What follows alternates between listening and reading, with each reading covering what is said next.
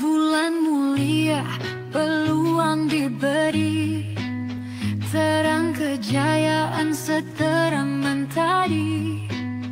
Keringat dicurah, rezeki dicari, di lubuk keberkatan kita berdiri. Ramadan ini penuh peluang gemilang, rezeki dicurah bagai hujan tenang. Buka langkah, jangan lagi bimbang, Tuah menanti di setiap ruang. Setiap usaha takkan pernah sia, doa dan tekad jadi senjata kita. Fikir besar, capai impian nyata, langit terbuka, rahmat melata. Ramadan ini penuh peluang gemilang, rezeki dicurah bagai hujan tenang. Buka langkah, jangan lagi bimbang, Tuah menanti di setiap ruang.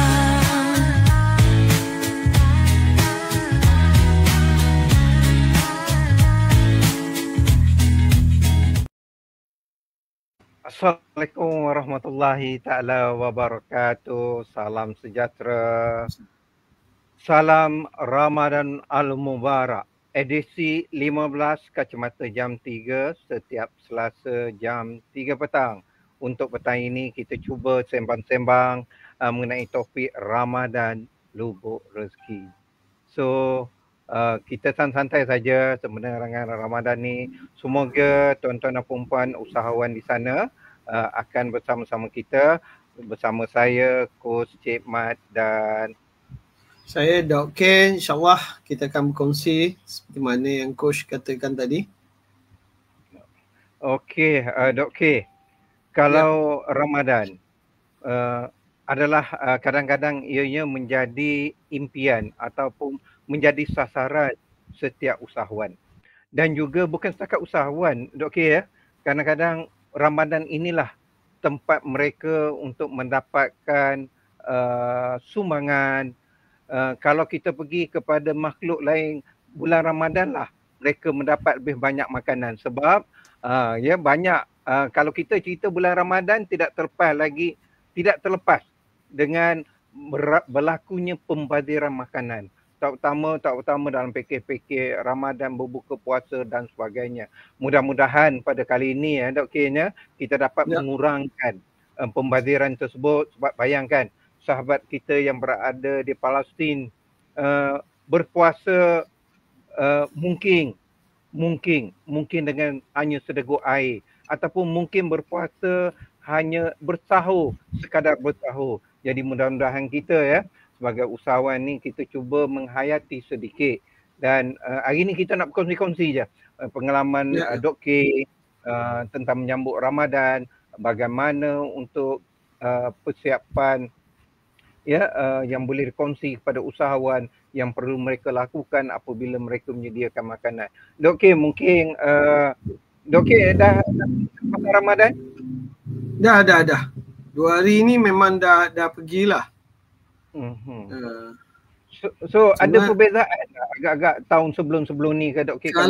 Kalau di Terengganu ni saya nampak satu je lah perkara yang mungkin bagi usahawan-usahawan dia akan melihat satu macam kita katalah satu peluang, tapi dalam keadaan tertentu purchasing power dia melihat mungkin ada cabaran sedikit sebab makin banyak lokasi dibuka. Jadi akses untuk ke pasaran tu dah menjadi banyak.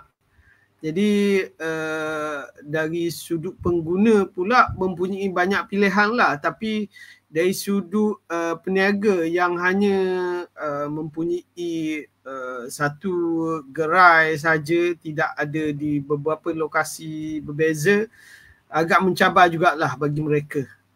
Ini pandangan saya jumpa 2-3 rakan-rakan yang kita jumpa, maknanya maybe crowd ni mungkin 2 hari baru kan, tak nampak banyak lagi lah. Tetapi dengan akses PBT memberi ruang yang lebih banyak, lokasi-lokasi berdekatan, jadi akses tu banyak, jadi crowd di sesuatu tempat tu taklah seperti dahulu berkurangan, tetapi peluang rezeki tu macam tajuk kita ni nampak lebih luas. So pro and con lah perkara itu.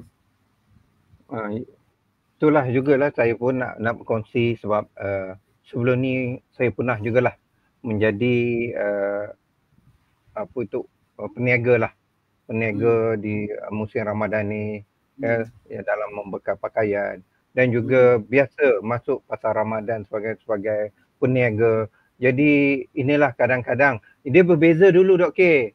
Sebab dulu kan sebelum PKP kan tak adalah orang nak order online dan sebagainya. Memang kalau Ramadan tu pasar Ramadan lah tumpuan mereka untuk mencari makanan. Dan kalau kat sini lah Dok K, dekat Jengka tu, kalau sebelum ni dia orang panggil pasar panas Jengka. So itulah tempat mereka membeli belah daripada Merapuh, Gomusan turun sehinggalah Kemaran, Kuantan akan turun ke Jengka untuk membeli pakaian. Tapi sekarang dah beza kan Dok K kan? Ya. Saya pun ada pengalaman lah dulu. Pengalaman menjual tu ada lah. Tapi menjual benda lain. Bunga api dengan mercun. Bunga api dengan mercun plus kan? Masa tu tak lagi kan? Bunga api mercun plus kad hari raya. Kad hari raya, okey. Campur raya? Masa tu sampur raya tak ada lagi. Tak ada lagi. Kad hari raya je. Kad hari raya, mercun dan bunga api. So sempatlah dulu ada pengalaman makna bungkus kios tu sebab kena kejar kat PBT kan, bunga api tu. Sebab ini so ada pengalaman lah. Dan kalau di Temeloh tu saya ada pengalaman lah jual craft dekat bus stand tu. Kat bus stand lama ke? Ya. Ada gambar tu ada lagi. Wah, saya ingat itu boleh buat kenangan tu. Kenangan lah. Itu dekat Masjid Abu Bakar tu masa tu. Ya. Kat situ. So part of me. So cabarannya ialah kalau saya boleh share lah Coach, part of ni. Ada dua mindset sebenarnya orang yang terlibat dalam pasar Ramadan ni. Yang tu yang membezakannya. Satu mindset yang memang kerana mengharapkan crowd. Dia mengharapkan crowd ataupun orang ramai. So dia mengatakan bahawa masuk pasar Ramadan ni rezeki akan berlimpah luah kerana crowd ramai. Dia tak sedar tempoh masa menjual tu pendek je. Jadi mengharapkan crowd dan mengharapkan rezeki. So ini cukup cabaran Coach. Kalau siapa yang berniaga hanya berbekalkan perkara itu. Dan selalunya ni golongan inilah yang datang dengan harapan, datang dengan sedikit persiapan saja, tetapi mengharapkan rezeki itu akan dapat.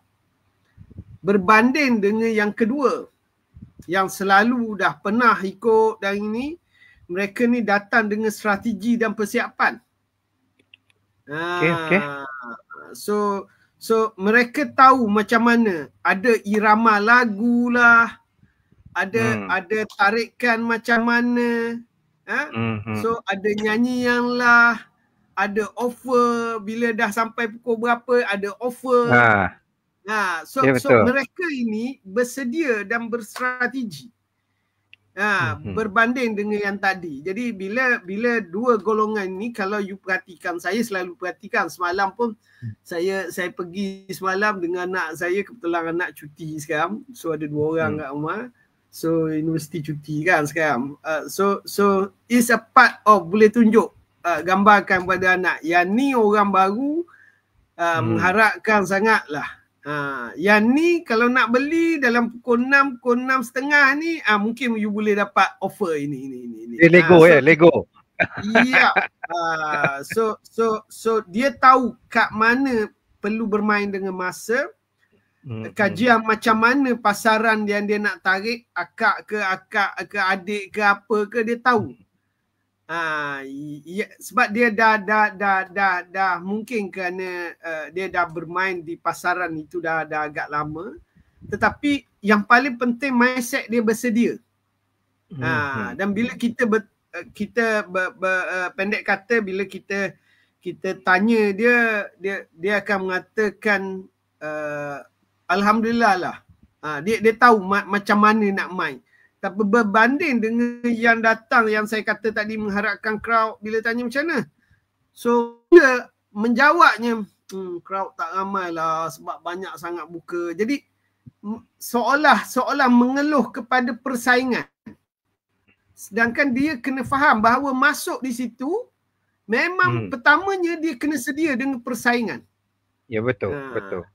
Jadi itu yang saya nampak dari segi, kalau topik kita nak berkatakan Ramadan ini lubuk rezeki, siapa yang pandai main strategi dia akan lubuk lah. Kalau siapa yang tak main, tak bersedia, dia akan keletihan juga, Coach. Penat juga, Coach. Sebab tak habis-habis ni, tak laku-laku ni. So it's a part of mungkin itu pandangan saya lah bila saya perhatikan selalu berdasarkan ni. Jadi satu yang mengharap, satu lagi memang datang dengan bersedia dan berstrategi. Ya betul, Dok K. Kalau kita tengok, sebab bila kita berniaga dalam bulan Ramadan, dia berbeza daripada yang tukang jahit dan sebagainya, itu berbeza.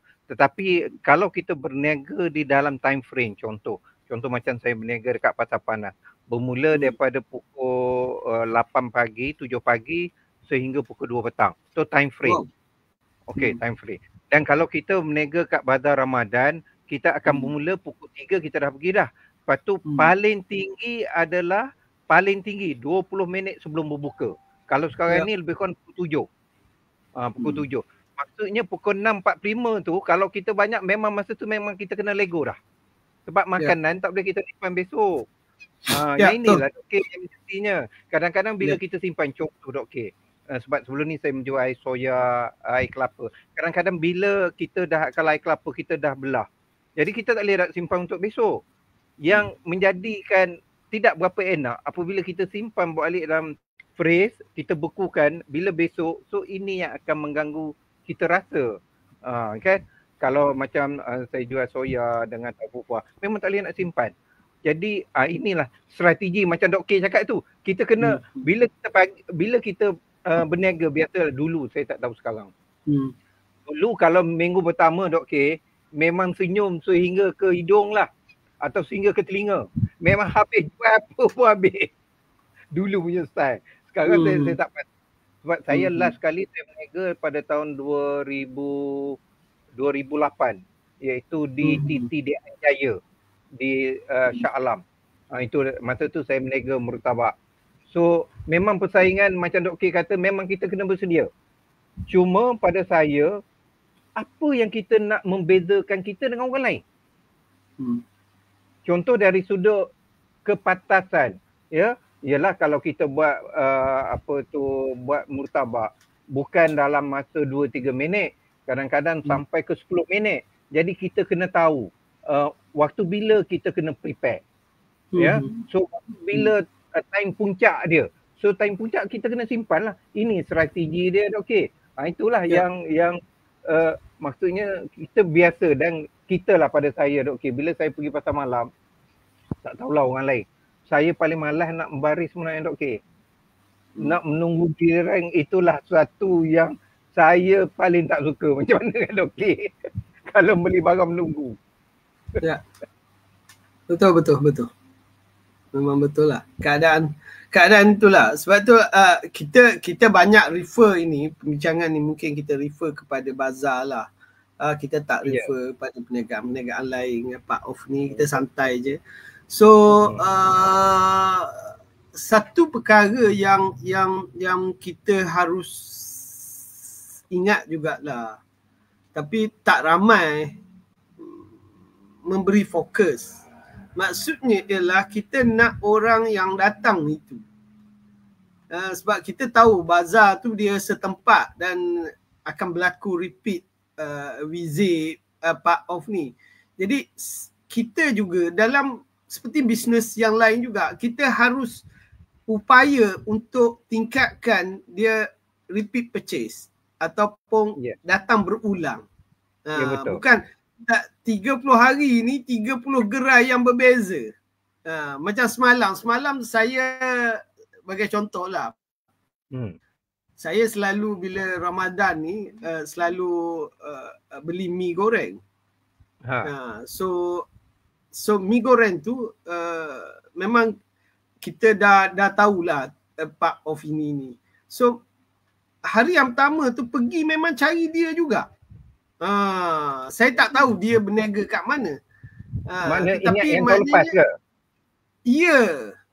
Tahun sebelumnya pun memang saya pergi dengan dia. Okey. Ni setil lah ni.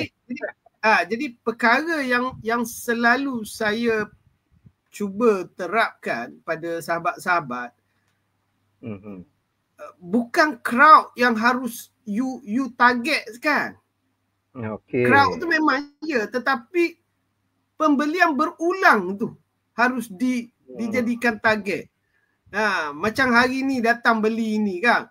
So takkanlah you ada menu 12, takkanlah kita mampu beli 12. Tapi kita nak besok dia datang kat kedai kita beli menu yang lain pula. Lusa dia datang kat kedai kita juga sehingga semua yang ada itu dia akan ini. Jadi cabarannya selalu saya ajak sahabat-sahabat kita ni, cuba jadikan ini benar-benar strategi untuk engagement dengan pelanggan, sebab you lebih dekat ni dalam Ramadan ni dengan crowd yang ada, tetapi berulang kali. Bukan timbul persoalan ini apa macam coach kata tadi, ini air semalam, ini dah tak habis. So jangan melihat Ramadan ini bukan untuk dapat loyal customer. Harusnya fokus untuk strategi you ialah dapat loyal customer. Sehingga luar Ramadan pun dia akan jadi loyal pada you. Ya. Okey, kita berehat seketika. So akan kita teruskan sebentar lagi.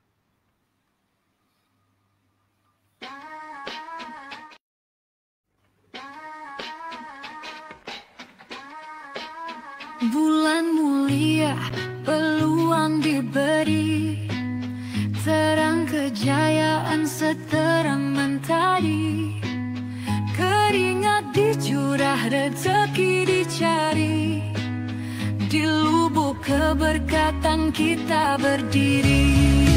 Ramadan ini penuh peluang gemilang, rezeki dicurah bagai hujan tenang. Buka langkah, jangan lagi bimbang, Tuah menanti di setiap ruang. Setiap usaha takkan pernah sia, doa dan tekad jadi senjata kita, fikir besar capai impian nyata, langit terbuka rahmat melata. Ramadan ini penuh peluang gemilang, rezeki dicurah bagai hujan tenang. Buka langkah, jangan lagi bimbang, Tuah menanti di setiap ruang.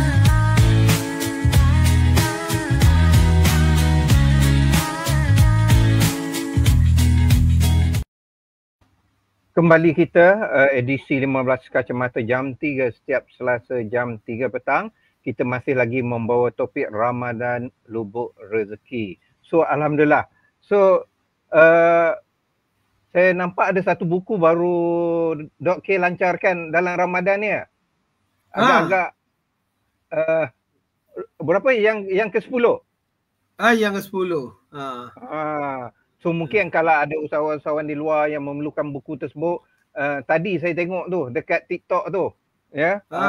Apa tajuk dia, mungkin Dok K boleh kongsikan sikit buku tu? Saya yang buku tu tak apa, mulakan aja. Dia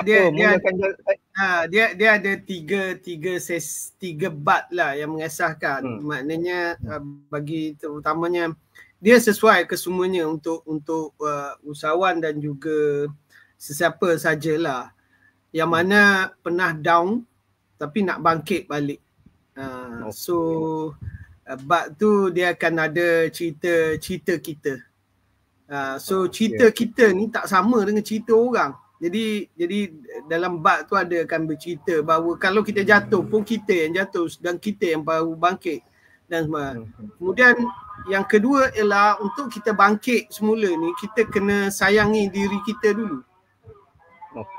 So apabila kita sayangi diri kita akan mampulah. Dan yang ketiga ialah tak apa, mulakan je.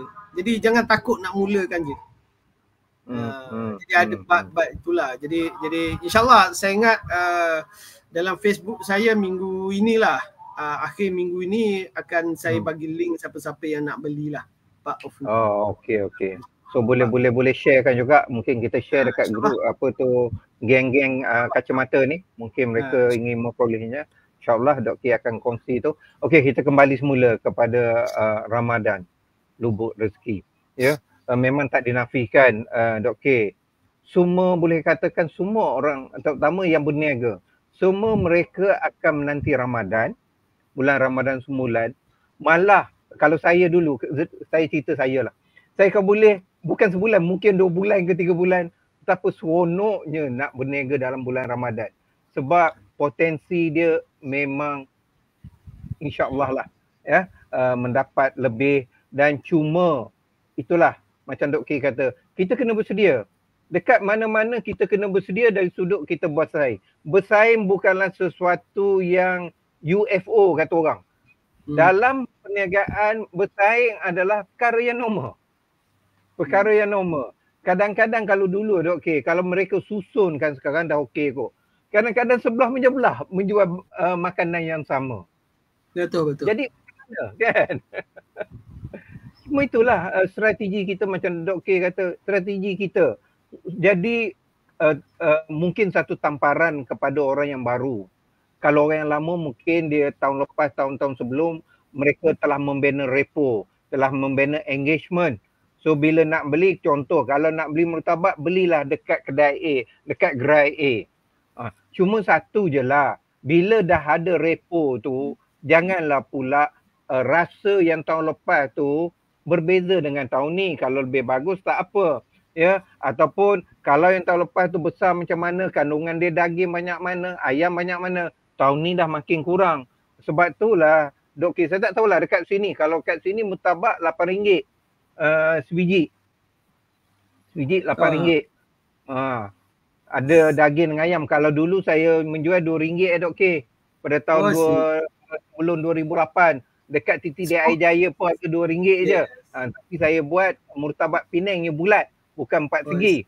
Dan kita masak dulu Dok K. Kita masak dulu, bentukkan dulu, lepas tu baru kita tebak roti tu, apa tu kulit tu, lepas tu baru kita balut. Sekarang ni semua letak tebak, lepas tu dia letak sekali. Itulah beza dia antara apa tu murtabak Penang dengan murtabak ni. Cuma bukan itu yang saya nak kongsi kan. Cuma kita nak berkongsi sini, kita nak saling mengingati. Ya, kalau usahawan-usahawan di luar sana ya Dok K ya, kalau berniaga tu terutama melibatkan daging dan sebagainya, berhati-hati dari sudut menjaga kebersihan dia, basuh betul-betul. Jangan ayam, jangan terdedah lebih pada 4 jam. Sebab lebih pada 4 jam akan berlakunya bakteria. Bakteria ni akan menyerang. So ini perkara-perkara yang rasanya kita kongsilah. Mungkin ada kata saya dah sebelum masuk pasar Ramadan, saya telah menghadiri penyedia makanan. Betul. Saya dulu pun macam tu juga. Lepas tu ada suntikan typhoid. Sama je. Cuma macam mana kita punya behave kita, Dok K. Ya. Itulah kadang-kadang memang kita dah buat semua tu. Kita telah lalui. Pihak berkuasa pun telah menetapkan kena menghadiri pengendali makanan, kena suntikkan. Tetapi bila dekat pasal Ramadan sama juga. Ya, makanan tak ditutup dan sebagainya. Itulah Dok K. Yalah, memang diakui lah kesihatan harus diutamakan lah, dan banyak kes-kes food poisoning pun berlaku dalam bulan puasa ni, ya, part of ini. Cuma saya nak bawalah pendengar kita juga luasnya rezeki bulan puasa ini, kalau bolehlah you libatkan komuniti. Okey. Jadi sebab apa? Sebab kita bukan mengharapkan perniagaan kita hanya di bulan Ramadan ni, tetapi kita nak kukuhkan branding kita. Jadi kita melihat dalam peluang dalam Ramadan ini, banyak komuniti-komuniti yang boleh kita libatkan untuk melibatkan kerja-kerja CSR. Dan keperluan-keperluan dan sebagainya lah. Macam saya sendiri yang terlibat dengan tahfiz dan sebagainya. So kalau peniaga boleh libatkan ini, so secara tak langsung bulan puasa ini, you sebenarnya cuba mendekatkan brand anda dengan komuniti. Yang mana komuniti ini satu pasaran yang boleh membantu untuk sustain business you. Jadi gunakanlah, sebab komuniti ni terutama dalam bulan Ramadan ni banyaklah yang akan ada memerlukan bantuan dan sebagainya. Jadi kalau kita boleh terlibat dan melibatkan diri kita dalam aspek bantuan ke komuniti ni, tambah selain daripada terlibat kita mendapat rezeki pahala kerana membantu orang ni, dan secara tidak langsung kita juga telah membina branding kita, memberi branding kita. Jadi cuba lihat strategi-strategi seperti ini yang boleh diguna pakai dan dimanfaatkan. Dan yang kedua juga, saya juga cuba melihat keberanian seorang usahawan dalam bulan Ramadan ini untuk mencuba membuat inovasi. Jadi dengan bulan Ramadan yang mana orang gelagak cara membeli, cita rasa membeli berubah, dorongan membeli berubah. So why not you lakukan inovasi yang belum lagi pernah you lakukan dan platform ini sebagai percubaan untuk you sustain dalam pasaran. Jadi perkara-perkara inilah yang kita lihat, yang kalaulah kita ada mindset persediaan kepada Ramadan ini, yang ini kita boleh grab. Kita taklah berperang harga, Coach. Kita berperang dengan value. Kita berperang dengan nilai yang boleh kita tawarkan kepada pasaran. Jadi perkenalkanlah inovasi-inovasi yang ada yang boleh ni. Kerana di bulan ini, kerana gelagak untuk membeli itu berbeza sedikit, Coach. Kalau bulan biasa tu dia boleh try terus membeli. Bulan ini dia nampak je, nak try tak boleh. So kena belilah dulu. So why not you mulakan dengan inovasi-inovasi. It's a part of bagaimana you engagekan pasaran pada bulan Ramadan ini untuk sustain pasaran-pasaran selanjutnya. Jangan kita lihat kita masuk ni untuk ini je. Kalau you all peniaga mungkin itulah, tapi kalau kita ni usahawan, cuba lihat secara lebih panjang lagi. Libatkan komuniti, lakukan inovasi dan kreativiti yang boleh lakukan. Semalam saya cukup minat ada air balang satu. Dia inovasi dia nyanyian. Dia ada 4 orang-orang muda. Saya tak tahulah skrip mana ni. Tapi rentak tu dia ubah. setiap waktu tu dia ubah. Sehingga Wow. crowd tu duduk kat dia. Crowd tu duduk kat dia menanti ni, dan akhirnya habis lagu tu dia pun macam offer. Ni I balang ni, I balang ni. So saya kata kreatif betul lah. Semalam saya tak bawa handset. InsyaAllah saya bawa handset Tan ni kalau kita ni. Saya tak bawa, tak nak rakam Pak Auf ni. So kreativiti ni sebenarnya menggamikkan suasana Betul. Pak Auf ini. Jadi kalau boleh diterapkan tadilah CSR untuk engagekan dengan komuniti dan beranikan tampil dengan inovasi. Tampil inovasi. Okey, Dok K, saya tertarik dengan Dok K kata berperang harga tadi tu. Ya. Kenapa kalau kita menganggap ianya berperang harga? Saya rasa adalah antara satu puncanya sebenarnya Dok K, mereka ni tak tahu sebenarnya berapa kos yang mereka buat. Itulah saya nak kongsi pada petang ini. Ada beberapa perkara, contohnya kepada yang dah lama pun tak apa, kepada yang baru ni, cubalah dulu.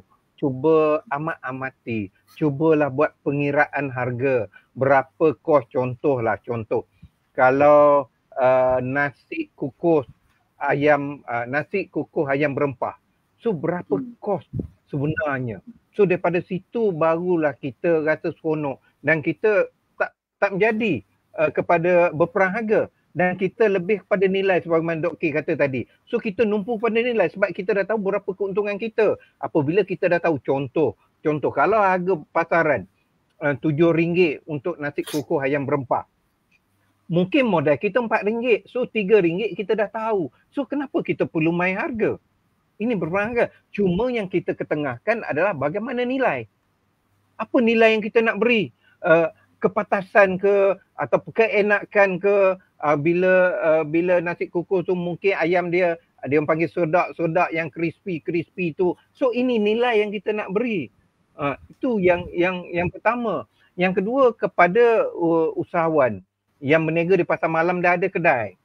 Saya rasalah masa ni lah untuk tuan-tuan dan puan-puan membuat sesuatu pada kedai. Ya, tengok dari sudut menu tu macam mana penyusunan menu. So mungkin kita boleh berubah sikit, ambilkan sedikit macam mana nak buat menu engineering. Mana contohnya, mana makanan yang paling laris, paling demand dan menguntungkan. So dia letak di suatu tempat di dalam menu kita, membuat persediaan menu kad dan sebagainya, dan membuat revision balik harga tuan-tuan dan puan-puan, ya. Sebab kita sekarang kalau kita tengok semua harga barang dah naik, ya. Kalau sebelum ni bila harga dia sebelum ni, dia keuntungan dia ada. So bila buat review dengan harga tersebut, rupanya harga dia hanya paras-paras boleh bernafas. So ini yang penting. Jadikanlah Ramadan ini lubuk rezeki. Di masa yang sama kita cuba mengkaji semula, melihat semula kelemahan-kelemahan kita untuk kita berada selepas Ramadan besok. Itulah Dok K, ya. Mungkin itu yang kita kongsi-kongsikan. Bukanlah maksudnya kami ni nak mengajar tuan-tuan dan puan-puan usahawan kat luar sana, tapi sekurang-kurangnya kita dapat berkongsi, sebab apa yang paling penting tuan-tuan dan puan-puan dapat menjanakan keuntungan dan dapat membayar zakat pun alhamdulillah. Ya Dok K, mungkin Dok K boleh tambah. Okay? Ya. Mungkin sebagai akhirnya saya macam biasalah, saya suka beri akronim untuk mengingatkan dari sudut kita ni. Sebut Ramadan ni, yang paling penting ialah bagaimana art tu kita raihkan keberkatan dalam masa kita nak meraihkan keuntungan. So ingatlah ya, nak meraihkan keberkatan dalam nak mencari keuntungan ini. So niat dalam berniaga itu amat penting. Jadi janganlah sekali-sekali macam coach kata tadi, yang 2-3 hari lepas buat keluar semula dan sebagainya. Jadi nak raih keberkatan dan keuntungan ini harus betulkan niat lah Pak Ufulu. Amalkan promosi yang boleh sustainkan your business. So carilah kaedah-kaedah sehingga orang memperkenalkan. Setakat nak pakai apron tu, saya rasa sekarang apron pun RM2 lebih pun ada. So seragamkan. Pakai topi yang kalau rambut banyak sangat kan. So seragamkan. Dia menggambarkan promosi kita itu memang kita bersedia untuk memberi yang terbaik. M, maksimalkanlah peluang yang dapat berhubung secara directly face to face dengan customer. Tegar kalau dia dah datang 2 hari semalam, so apa salah tanya nama, duduk mana, ramahkanlah sikit, maksimalkan peluang yang ada ni. Dan beritahulah bang, lepas Ramadan ni jemput ke kedai saya kat sini kan lagi part of maksimalkan. Kemudian A tu aturlah strategi, jangan pergi kerana mengharapkan crowd saja. Aturkan strategi. Dan strategi itu kita ada 30 hari. Berbeza-bezakanlah strategi itu. Dan berbeza-beza jugalah strategi bila waktu yang ada tu. Yang macam coach kata tadi. Waktu yang dah akhir dah ini. Cara macam mana dan sebagainya. Sehingga tak merugikan kita. Padang yang kita ada ni harus kita bukan bermain satu nada saja. Menunggu. Kalau orang tak datang bukan rezeki kita. Tak, kita aturkan strategi. D, dekatlah dengan pelanggan. Dekat sangat. Kita dekat dengan pelanggan. Jadi jangan rugikan untuk mendekati pelanggan sehingga pelanggan ni boleh menjadi pelanggan setia kepada kita. So pelanggan setia kepada kita. A, ajarlah diri anda tu bersabar sebab banyak persaingan di sini. Memang kalau tak tahan sabar, yang ada cerita kenapa sebelah ni bising menyanyi, kalau dia tak menyanyi pun bising kat lain juga. So aturkanlah kesabaran tu, terutama dalam bulan puasa. Dan N, yang akhir sekali N ni, jadikan bisnes kita ini jual. N tu ialah nilai. Nilai yang kita, value yang kita nak jual. Value itu yang akan mengekalkan you berada dalam pasaran. And itulah yang akan menceriakan bisnes kita dan membezakan bisnes kita dengan bisnes orang lain. Jadi kalau you boleh lakukan ini, saya rasa sahabat-sahabat yang mendengar ini boleh lakukan ini. Kita ada banyak lagi masa, kita baru 3 hari, baru kita banyak lagi masa. So insyaAllah saya rasa tak ada sebab untuk kita memperoleh prestasi yang baik. Aturkan. Jangan hanya pergi sediakan produk, menunggu saja. Orang tanya ini apa, baru kita jawab. Jadi tak dekatkan sangat. Dekatkanlah. So saya rasa itu mungkin boleh menjadi sedikit panduan kepada sahabat-sahabat kita. Dan kita mendoakanlah agar rezeki akan ditingkatkan, tapi dalam masa yang sama jugalah, sebab offer yang ada ni bukan saja offer rezeki. So jangan nak perbaiki je keuntungan kita, tapi perbaikikanlah juga ibadah kita agar kita dapat seimbang antara kedua-duanya. Kerana bulan ini macam kata tadi, lubuk rezeki dua-dua rezeki. Rezeki material dan rezeki spiritual yang harus kita tingkatkan lagi secara umumnya. Okey, Ramadan lubuk rezeki, iaitu rezeki fizikal dan juga rezeki spiritual. Jadi tuan-tuan dan puan-puan, semua mana yang Dok K cakap tadi, jadikanlah medan Ramadan ini untuk tuan-tuan dan puan-puan membina jenama, membina engagement, membina repo dengan pelanggan dan boleh membawa pelanggan ini keluar selepas Ramadan besok bertemu sama ada di kedai-kedai ataupun berada di pasar-pasar malam untuk mereka ni setia dengan produk yang kita berikan. Ingat, produk adalah sama, orang lain pun menjual produk yang sama, tapi membeza antara kita dengan orang lain adalah nilai.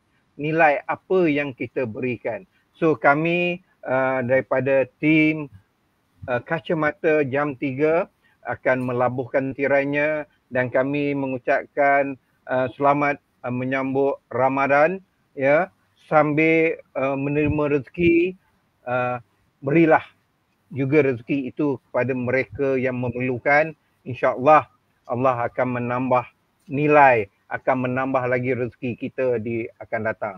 Jadi kami memohon ampunan maaf sekiranya ada terkasar bahasa. InsyaAllah kita akan bertemu lagi minggu hadapan setiap Selasa jam 3 petang. Saya akhiri dengan wabillahi taufiq wal hidayah.